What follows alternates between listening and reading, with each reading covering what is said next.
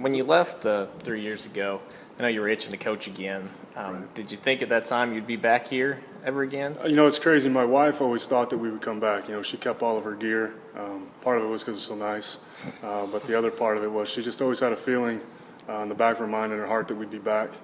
It was always a dream. I always thought, man, if I could ever get back there, that would be great. But you just never know in college athletics. You just year to year things can change so quickly. But I didn't. I kind of had a little bit of a hope when I knew that there was an opening here.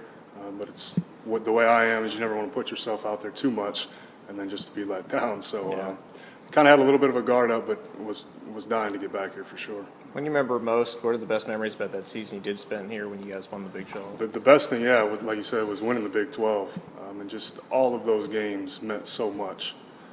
Even Rodney hit that shot down in Baylor. Mm-hmm. That's something that stands out probably the most right away, other than just the championship. Then actually we finished the year at Oklahoma State. We lost, had the lead, could have won it at Oklahoma State earlier in the day, and then KU played later that night and lost to Baylor, I believe it was. Mm-hmm. So just driving back, my wife went to the game, the team flew back, I was driving back with my wife, and just listening to that game on the radio, play-by-play, putting it up on the phone, and just watching the ending of that. Those two memories probably stand out the most of anything. Rodney hitting that shot at Baylor for whatever reasons, I think just maybe the way the game was going, and hit a game winner like that, and then the win in the Big 12.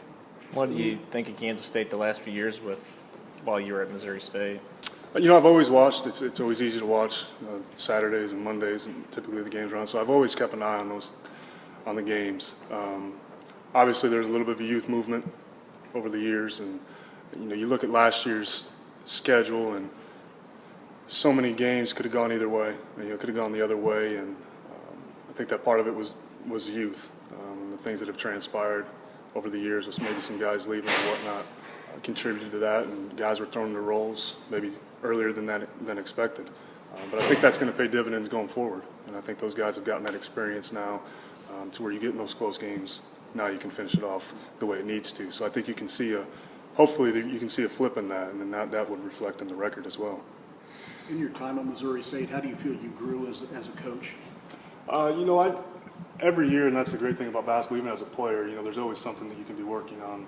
That's the beauty of basketball. And I think that something that I learned from Coach Lusk there was it was a different perspective. Even though we're all, quote unquote, under the same tree, everybody does things a little bit differently. And to really view and dissect and analyze film at maybe a little bit different type of a level.